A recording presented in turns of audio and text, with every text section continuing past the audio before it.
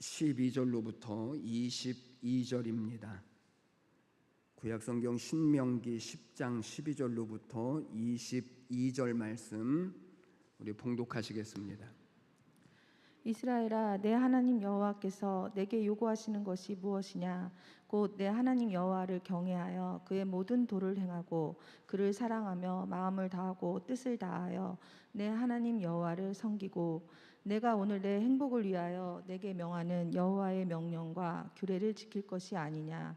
하늘과 모든 하늘의 하늘과 땅과 그 위의 만물은 본래 내 하나님 여호와께 속한 것이로되 여호와께서 오직 내 조상들을 기뻐하시고 그들을 사랑하사 그들의 후손인 너희를 만민 중에서 택하셨음이 오늘과 같으니라. 그러므로 너희는 마음에 할례를 행하고 다시는 목을 곧게 하지 말라. 너희의 하나님 여호와는 신 가운데 신이시며 주 가운데 주시요 크고 능하시며 두려우신 하나님이시라. 사람을 외모로 보지 아니하시며 뇌물을 받지 아니하시고 고아와 과부를 위하여 정의를 행하시며 나그네를 사랑하여 그에게 떡과 옷을 주시나니 너희는 나그네를 사랑하라. 전에 너희도 애굽 땅에서 나그네 되었음이니라. 내 하나님 여호와를 경외하여 그를 섬기며 그에게 의지하고 그의 이름으로 맹세하라. 그는 내 찬송이시요 내 하나님이시라. 내 눈으로 본 이같이 크고 두려운 일을 너를 위하여 행하셨느니라. 애굽에 내려간 내 조상들이 겨우 70인이었으나 이제는 내 하나님 여호와께서 너를 하늘의 별같이 많게 하셨느니라. 아멘. 아멘. 자리에 앉아 주십시오. 우리 고백하겠습니다. 하나님은 살아계십니다. 우리 한 번 더 고백하시죠. 하나님은 살아계십니다. 아멘. 오늘도 사신 하나님의 은혜가 우리 각 사람에게 부어지시기를 주님의 이름으로 축복합니다. 세상의 모든 사람들은 한 가지 소원이 있습니다. 무슨 소원인가 하면 행복하게 사는 것입니다. 행복하게 사는 것. 열심히 공부하는 이유가 뭘까요? 결혼을 하는 이유는 뭘까요?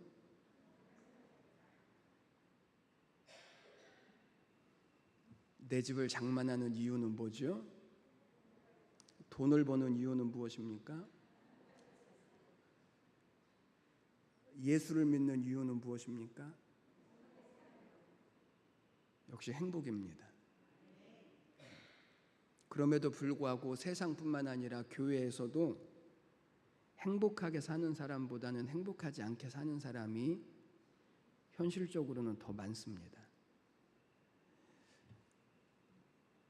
왜 그럴까? 프랑스의 역대 왕들 중에서 가장 유명한 왕이 루이 14세라고 하는 왕인데, 이 사람은 태양의 왕이라고 불릴 정도였고, 그리고 프랑스의 최고의 전성기를 이루었던 사람이고, 이 사람은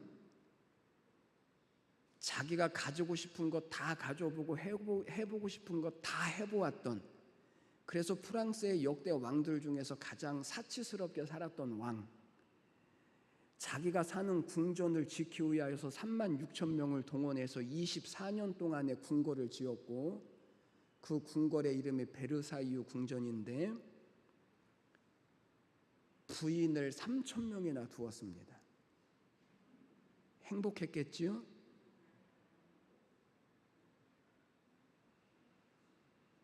그런데 그럼에도 불구하고 그것이 이 사람에게는 행복을 가져다 주지 못했습니다. 그래서 종래에는 결국 심각한 병에 걸리게 되어졌는데, 유명한 의사들을 다 불러보았고 몸에 좋다라고 하는 약도 다 먹어보았는데 도무지 차도가 있지 않는 것입니다.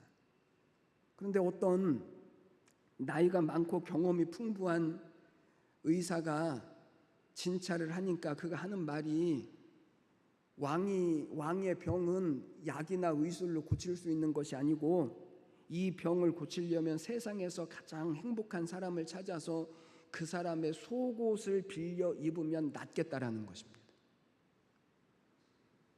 그래서 루이 14세는 전국을 다 찾아서 가장 행복한 사람을 찾기 시작했습니다. 공부 많이 한 사람이 행복할 것 같아서 공부 많이 한 사람을 찾아보았고, 부자가 행복할 것 같아서 부자들을 찾아보았고, 권력 있는 사람이 행복할 것 같아서 권력 있는 사람을 찾아보았는데, 그런데 다 행복하지 않은 것입니다. 그리고 실망 중에 돌아오다가 어느 시골 나무 밑에서 양을 치는 목동이 하프를 켜면서 노래하는 모습이 너무 행복해 보여서 그 사람에게 다가가서 혹시 당신은 행복합니까? 라고 물었더니 이 목동은 자기는 정말 행복하답니다.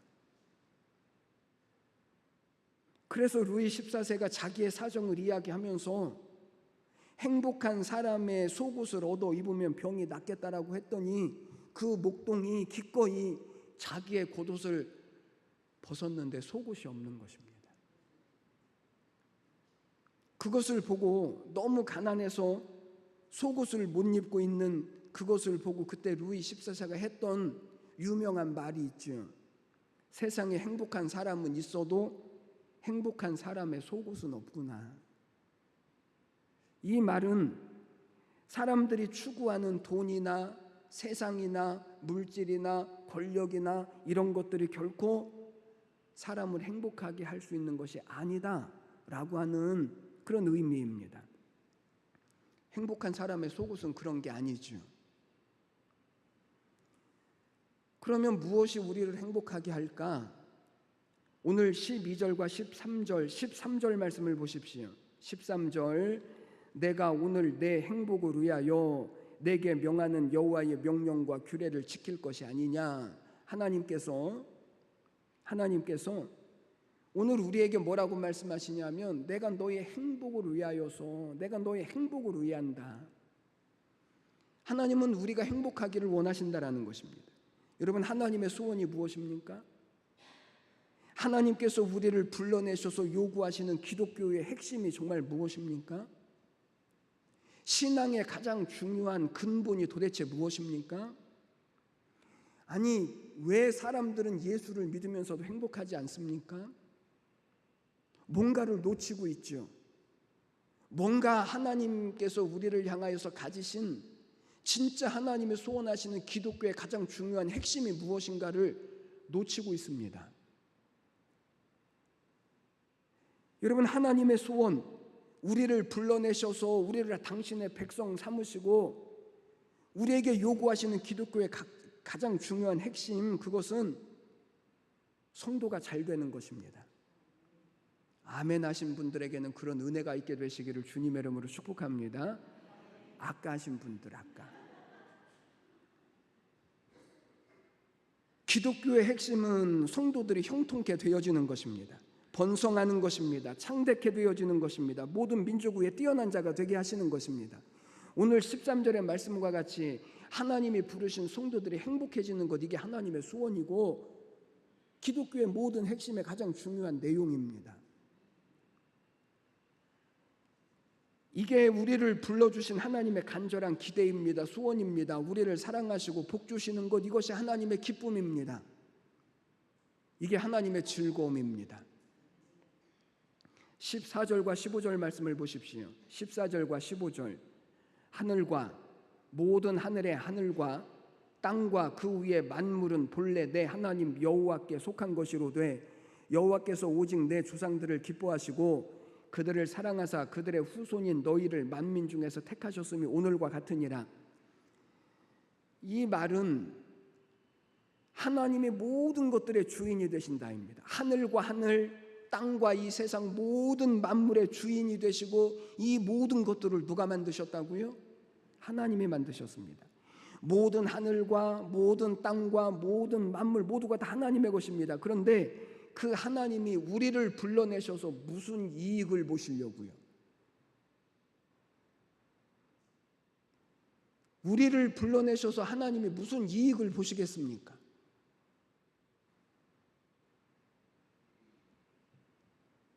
하나님이 무슨 이익을 보시려고 우리에게 헌금을 요구하십니까? 우리에게 교회 청소나 시키시고 식당에서 설거지나 시키시고, 그게 하나님께 무슨 이익이 되어진다고요? 이해하셔야 됩니다.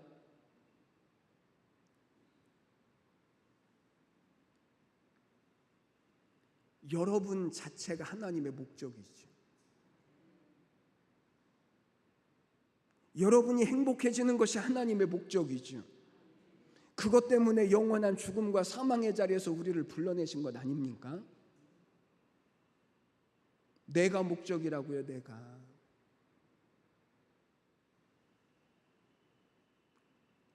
그러면 이 하나님의 소원, 우리를 불러내셔서 행복한 자리에, 결국에는 영원한 하나님의 나라에 우리를 두실 이 하나님의 계획, 이 하나님의 소원을 우리가 어떻게 이루어 갈 수 있을까? 어떻게 예수 믿으면서 정말 행복한 그런 신앙의 삶을 살고 믿음의 삶을 살아갈 수 있을까요? 전 오늘 예배하시는 우리 모두가 부디 행복한 믿음의 사람이 되셨으면 좋겠습니다. 행복하게. 그러면 어떻게 우리가 하나님의 소원인 행복한 삶을 이루어갈 수 있을까? 첫 번째는 하나님과의 관계가 바르게 되어져야 합니다. 하나님과의 바른 관계가 무엇입니까? 12절 말씀을 보십시오. 이스라엘아, 내 하나님 여호와께서 내게 요구하시는 것이 무엇이냐? 곧 내 하나님 여호와를 어떻게 하고요? 경외하고. 하나님과의 바른 관계는 다른 것이 아닙니다. 하나님을 경외하는 사람이 되어지는 것입니다. 이게 하나님과의 바른 관계입니다. 여러분, 하나님과의 바른 관계를 맺는 것, 그것은 하나님을 경외하는 사람이 되어지는 것인데, 그러면 경외가 무엇입니까? 사전적인 의미를 찾아보니까 경외는 두려워하는 것, 존경하는 것, 이것을 가리켜서 경외라고 말했습니다. 그러니까 우리는 하나님을 어떻게 여겨야 된다고요? 경외하고, 경외한다라고 하는 것은 두려워하고 그리고 존경하는 것, 무서워하는 것이 아닙니다. 그러면 하나님은 왜 당신을 경외하고 두려워하라고 우리에게 요구하실까? 그것이 왜 우리에게 복이 되어질까요? 12절 말씀을 다시 한번 보십시오. 이스라엘아, 내 하나님 여호와께서 내게 요구하시는 것이 무엇이냐? 곧 내 하나님 여호와를 경외하여. 그래서 어떻게 하라는 것입니까? 그의 모든 도를 행하고 그를 사랑하고 마음을 다하고 뜻을 다하여 내 하나님 여호와를 어떻게 하라고요? 섬기라고요. 여러분, 이 말을 뒤집어 보십시오.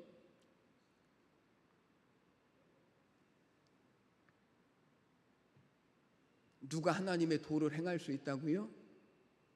하나님을 경외하는 사람이 하나님의 도를 행하고. 누가 하나님을 섬길 수 있다고요? 하나님을 경외하는 사람이 하나님을 섬기고.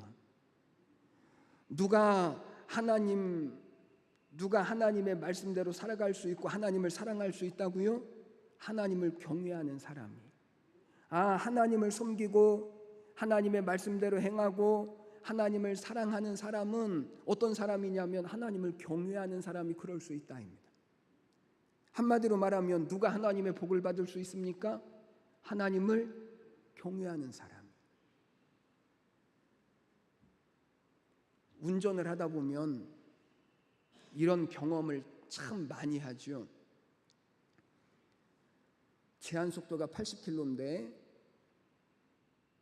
80km로 달려야 하는 도로에서 승용차 3대가 120km로 쫙 달려갑니다. 서로 모르는 사람들이잖아요. 그런데 커브를 탁 도는데 저 앞에 경찰차가 탁 서 있는 것입니다.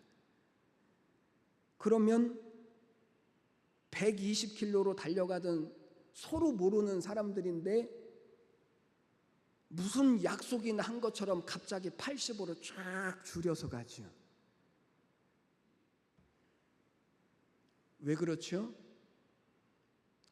교통경찰에 대한 두려움이 있어서 그렇죠. 그러나 여러분, 그것이 결국은 딱지를 끊지 않게 하는 거거든요.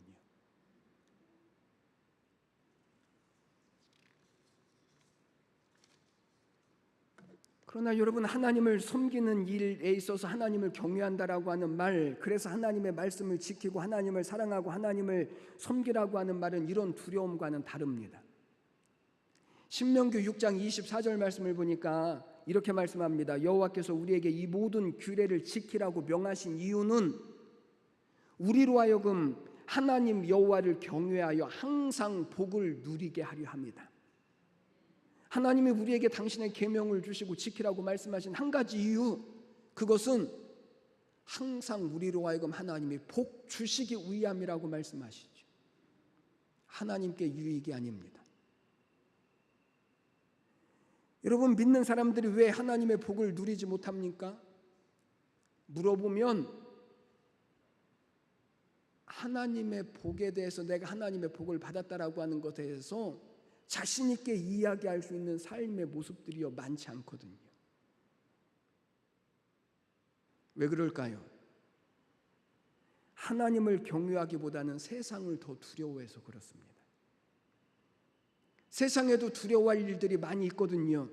질병에 대한 두려움, 사고에 대한 두려움, 고난과 가난과 실패와, 때로는 하나님보다 아내가 더 두렵고 남편이 더 두렵고 자녀들이 더 두렵고,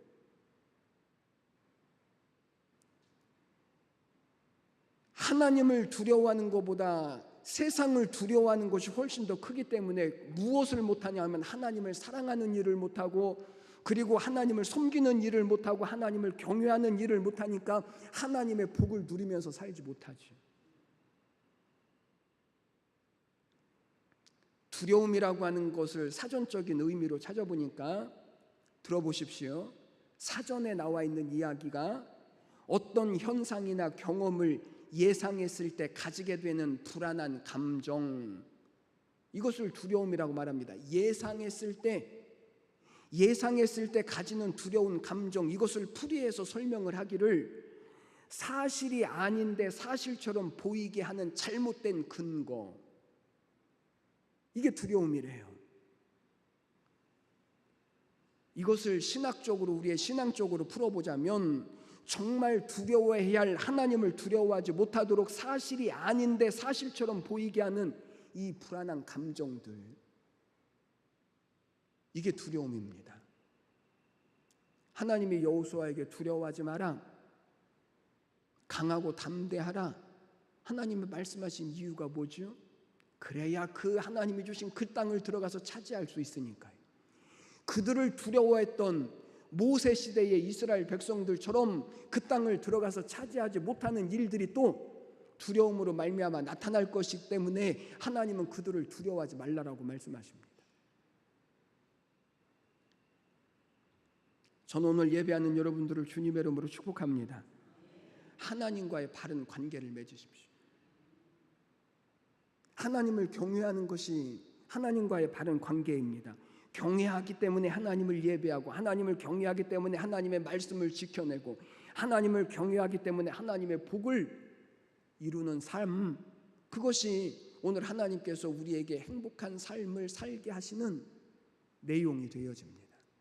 저는 오늘 우리 모두가 다 그렇게 되시기를 주님의 이름으로 축원해 드립니다. 두 번째는 이웃과의 바른 관계를 맺는 것입니다. 여러분, 한마디로 말하면 사람을 사랑하는 것입니다. 18절 19절 말씀을 보십시오.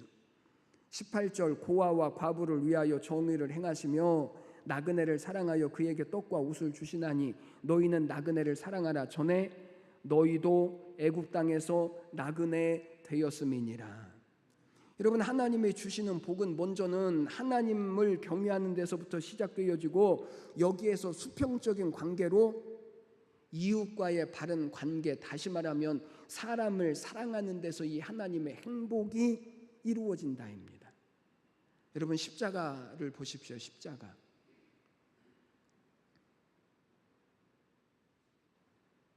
십자가는 두 가지의 관계가 이루어져 있는 표시가 십자가지요. 위로부터 아래로 세워져 있는 막대기는 하나님과의 관계를 의미하고, 옆으로 있는 가로막대기는 이웃과의 관계를 의미합니다. 여러분, 어느 한 개만 가지고 십자가가 되어질 수 있을까요? 아니요, 어느 한 개만 가지고서는 십자가라고 할 수 없습니다. 아무리 가로막대기가 크고 튼튼해도 그거 하나만 가지고는 십자가가 되어질 수 없습니다. 이 두 가지가 같이 있어야 비로소 십자가가 되어집니다. 그래서 마태복음 22장에 한 율법사가 예수님께 나와서 묻습니다. 선생님, 율법 중에서 어느 계명이 가장 큽니까? 그랬더니 예수님이 대답하시기를 내 마음을 다하고 목숨을 다하고 뜻을 다하여 주 너의 하나님을 사랑하라 하셨으니 이것이 첫 번째 되는 계명이요 또 둘째는 그와 같으니 내 이웃을 너 자신과 같이 사랑해라. 이것이 모든 율법과 선지자의 강령이니라. 모든 성경의 내용은 딱 두 가지입니다. 하나는 하나님을 사랑하는 것이고 다른 하나는 사람을 사랑하는 것입니다. 어느 계명이 더 중요합니까? 여러분에게는 어느 계명이 더 중요하죠? 사람들은 말합니다. 하나님은 사랑한다고. 그런데 누구를 사랑을 못해요? 이웃들. 이 두 계명의 위치나 크기나 중요성에 있어서 똑같습니다. 어느 하나만 가지고서 신앙이라고 할 수 없습니다. 그래서 십계명도 크게 두 가지로 구분할 수 있습니다. 첫째는 하나님을 사랑하는 것입니다. 1계명, 2계명, 3계명, 4계명 그것은 하나님을 사랑하는 것입니다. 하나님만 사랑하는 것입니다. 우상 섬기지 마라, 모양도 만들지 마라, 그 어느 것도 절하지 말라. 이유가 뭐죠? 왜 그렇죠? 그 이유는 하나님 한 분이면 충분하다입니다. 하나님으로 안 되는 일이 없다입니다.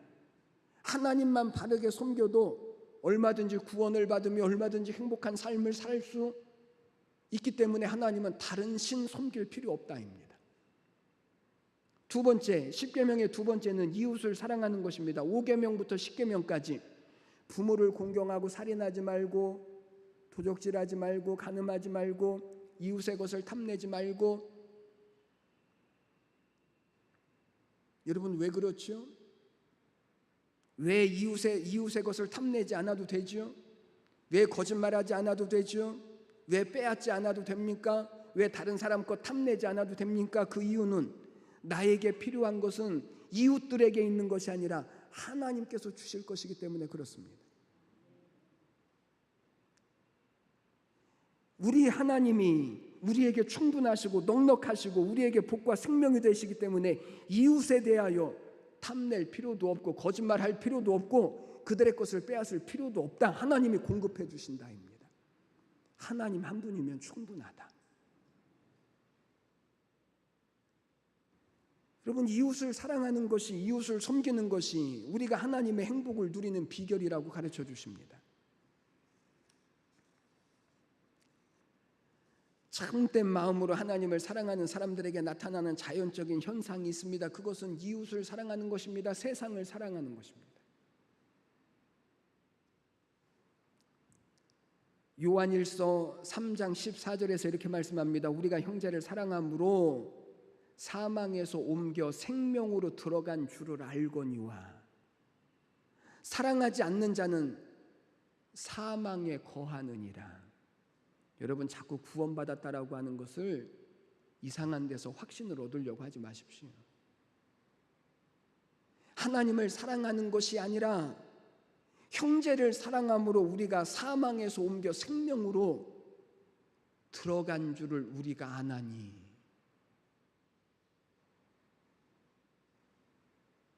사랑하는 여러분, 오늘 우리가 가져야 될 우리의 행복을 위하여서 하나님은 하나님과의 바른 관계뿐만 아니라 이웃과의 바른 관계가 되어져야 한다. 하나님과의 바른 관계는 하나님을 경외하는 것이고 이웃과의 바른 관계는 이웃을 사랑하는 것입니다. 이게 하나님께서 우리에게 주시는 축복의 통로가 되어집니다. 세 번째, 나 자신과 바른 관계를 가지셔야 합니다. 16절 말씀을 보십시오.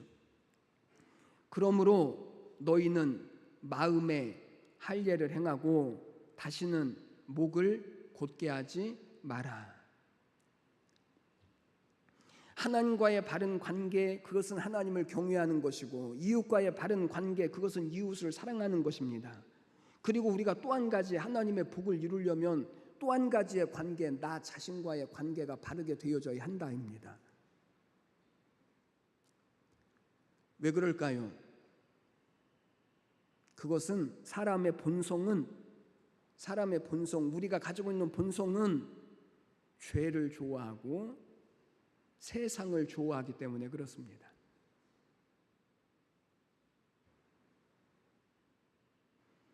그래서 하나님은 뭐라고 말씀하시냐면 당신의 백성들에게 너희는 마음의 할례를 행하라 그랬습니다. 뭐를 행하라고요? 뭐를 행하라고요? 마음의 할례. 할례가 뭐죠? 할례. 이스라엘 백성들은 태어나면 남자는 태어난 지 8일 만에 할례를 받습니다. 할례는 하나님의 자녀라고 하는 표시, 하나님의 백성이라고 하는 표시, 구원받은 자라고 하는 표시가 할례입니다. 오늘날로 말하면 세례와 같습니다. 그런데 할례를 어디에다 행하죠? 할례는 오늘날로 말하면 포경수술과 같습니다. 모르시는 분은 집에 가서 네이버에다 검색을 해보시면 자세하게 알려줄 수 있습니다. 하나님의 백성의 표시, 구원받은 하나님의 자녀라고 하는 그 표시, 그런데 그 표시를 왜 하필이면 그곳에다 했을까요? 저는 이게 궁금했어요. 아니, 눈에다가 쌍꺼풀로 해주시면 참 좋을 텐데, 아니면 볼에다가 보조개로 들어가게 해주시면 아니 보기도 좋고 다른 사람도 예수 믿는 사람이구나, 내가 표시를 안 내려고 해도 저절로 표시가 날 텐데, 그런데 하나님은 왜 가장 은밀한 곳에 이 하나님의 백성의 표시인 할례를 왜 그곳에 행하라고 하셨을까요?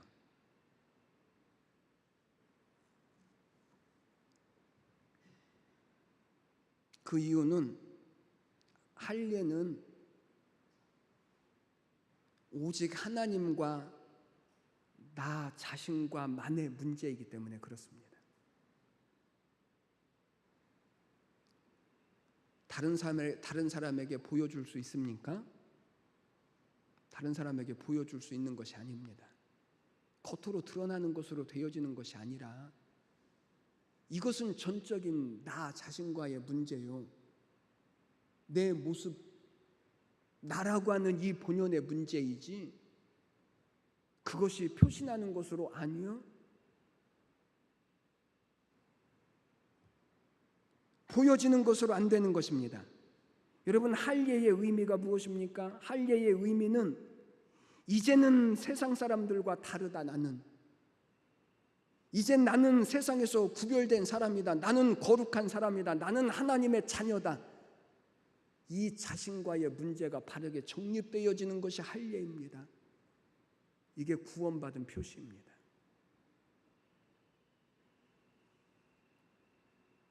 그런데 오늘 하나님은 육체의 할례를 행하지 말고 어디에 할례를 행하라고요? 마음의 할례를 행하라. 마음의 할례를 행하라고 하는 말은 세상 사람들과 달라졌다입니다. 무엇이 달라졌다고요? 마음이 달라졌다입니다. 내 마음이 달라졌다. 파스칼이라고 하는 사람은 인간을 중간자라고 얘기했습니다. 중간자, 천사처럼 될 수도 있고 악마처럼 될 수도 있는 중간자, 선을 행할 수도 있고 악을 행할 수도 있는 중간자, 하늘과 땅의 중간자. 그래서 사람의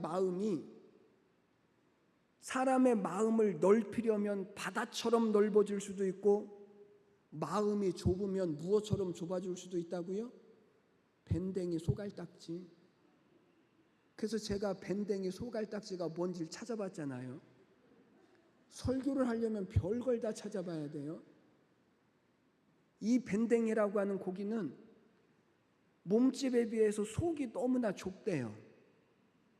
그러다 보니까 자기 성질머리를 이기지 못하고 잡히면 제일 먼저 죽는 게 밴댕이래요. 사람의 마음이 밴댕이 소갈딱지처럼 좁아 터질 수도 있고, 그리고 바다처럼 넓어질 수도 있습니다. 천사처럼 될 수도 있고 마귀처럼 되어질 수도 있습니다.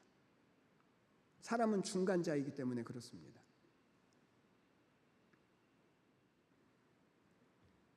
마음이 넓어지는 데 있어서 돈이 듭니까? 생각하는 것이 넓어지는데 돈이 드나요? 마음의 할례를 받으라고 하는 말은 우리의 마음이 넓어져야 한다지. 마음이 넓어져야 합니다.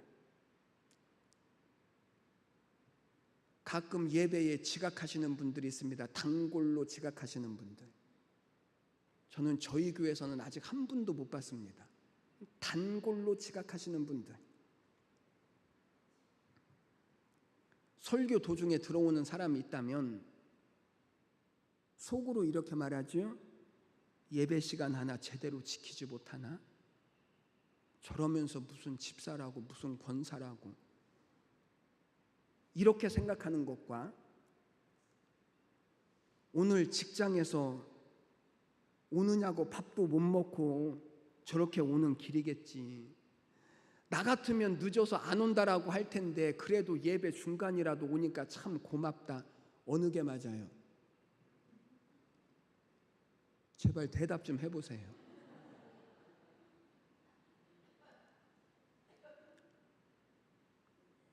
예배 시간에 조는 사람이 있으면 정신 상태가 틀려먹어서 어떻게 예배 시간에 조냐?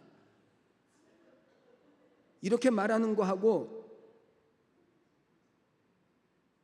저렇게 졸린데도 교회에 왔구나. 나 같으면 집에서 잘 텐데.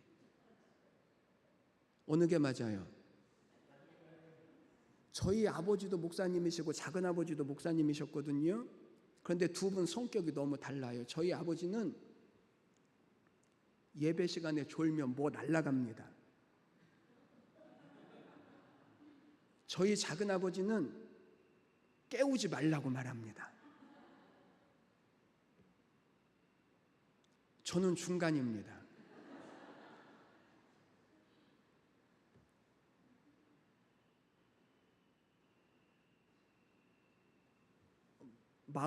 가슴에 손을 얹으시고 손을 얹어 보십시오. 자, 두드리면서 이렇게 말하십시오. 마음아 넓어져라 넓어져라. 시작.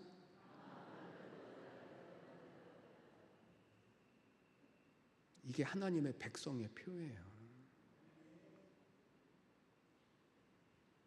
중국에 위치한 리라고 하는 신학자가 이런 말을 했습니다. 어떤 농사를 짓는 그리스도인이 있었는데 그의 논이 불신자의 논과 나란히 옆에 붙어 있었거든요. 옛날에 논은 대부분 천수답이었잖아요. 그런데 지형상으로 믿는 사람의 논이 물을 바로 대기가 쉬웠고 그 옆에 있는 논은 물을 댈 수 있는 길이 없어요. 이 사람이 물을 대주지 않으면 물을 댈 수가 없습니다.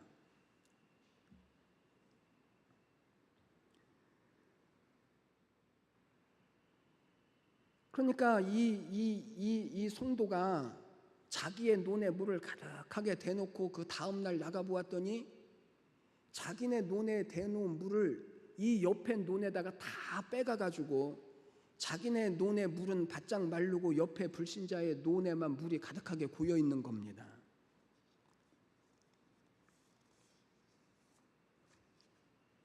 어느 날 아침에도 나가보니까 자기의 논에 있던 물이 옆 논에 가득 차 있습니다. 그래서 이 성도가 그리스도인이 불신자에게 따집니다.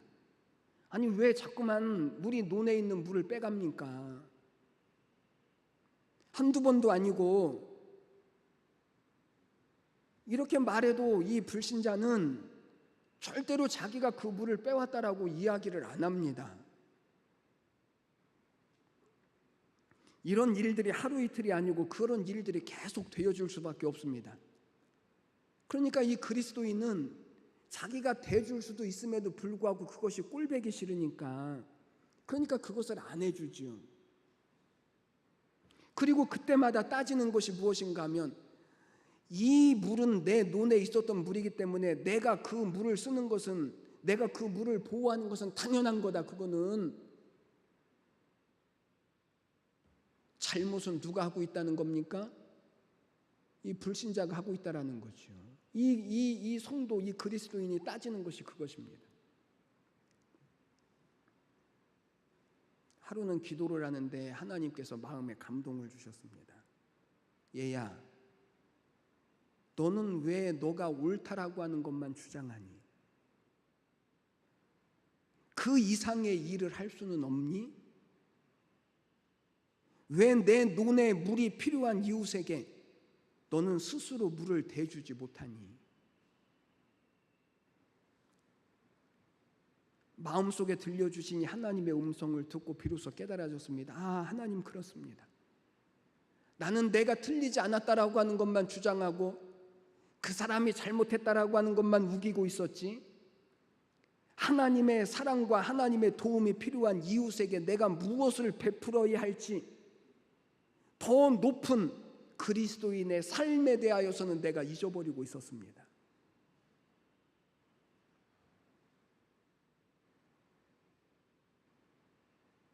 그리고 다음 날 이 사람은 새벽에 일찍이 나가서 자기의 논의 물을 옆에 불신자의 논에 가득 채워주었습니다. 조금 있다가 옆논의 주인이 또 아침에 일찍이 자기 논에 물을 대기 위해서 나와봤더니 자기의 논에 물이 가득하게 되어 있는 것을 보고 다음 날 이 사람이 이 그리스도인을 찾아옵니다. 그리고 하는 말이, 그동안 제가 잘못했습니다. 당신이 진짜 그리스도인입니다. 당신이 진짜 하나님을 믿는 사람입니다. 당신이 믿는 그 하나님을 나도 믿고 싶습니다.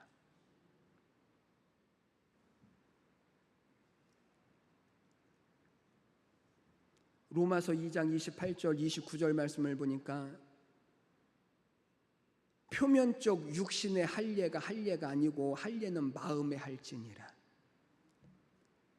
겉으로 드러나는 모습이 진짜 모습이 아니고 우리의 마음이 달라지는 것.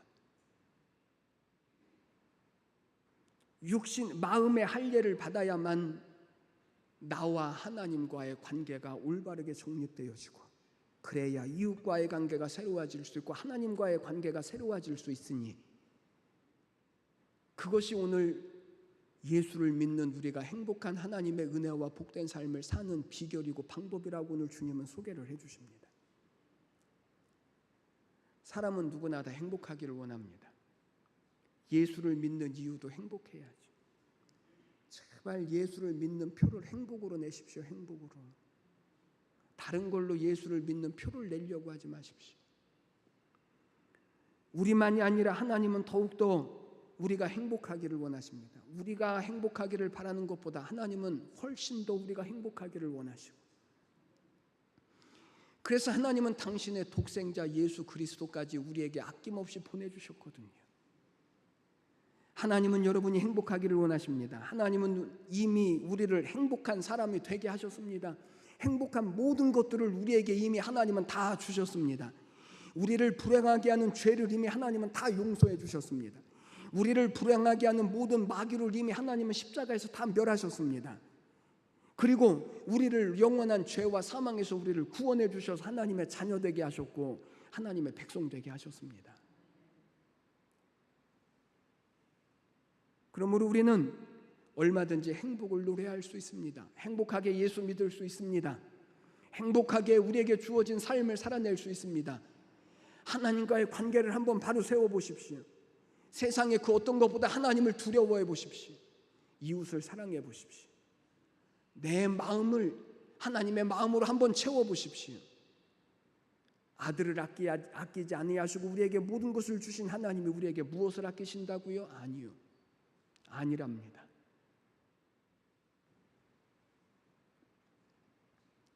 이제부터 세상을 두려워할 것이 아니라 하나님을 두려워하시고, 세상을 사랑할 것이 아니라 이웃을 사랑하시고, 그리고 진짜 우리의 마음의 할례가 우리의 마음 가운데 있어서, 그래서 하나님과의 바른 관계에, 그래서 진짜 우리의 인생과 우리의 삶과 우리의 신앙을 하나님이 주시는 복으로 채워가시는 그런 은혜와 또 그런 축복이 저는 우리 모두에게 있게 되시기를 주님의 이름으로 간절히 축원해 드립니다.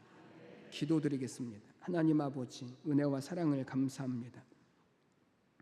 오늘도 우리의 행복을 위하여서 예수 그리스도를 우리에게 주셨고, 모든 죄 가운데서 우리를 건져내셨고, 모든 형벌로부터 우리를 자유케 하셨던 주님, 오늘도 우리가 하나님을 경외하여 하나님과의 바른 관계를 맺으며, 하나님 이웃을 사랑하여서 이웃과의 바른 신앙의 관계를 맺으며, 하나님 우리의 마음의 할례를 행하여서 우리 자신과의 바른 관계를 정립하게 하사 우리를 복되게 하시고 행복하기를 원하시는 하나님의 소원을 우리의 모든 삶에 이루어가는 우리 모든 성도들 되어지도록 하나님 축복해 주시옵소서. 저희들의 행복으로 노래하게 하시고, 하나님을 믿는 이 믿음이 행복으로 넘쳐나게 하여 주시옵시고, 세상이 줄 수 없는 하나님 기쁨이 넘쳐나는 하나님의 은혜의 통로가 되게 하여 주시옵소서. 감사와 찬양을 드리며 예수님의 이름으로 기도드리옵나이다. 아멘. 우리 찬송가 500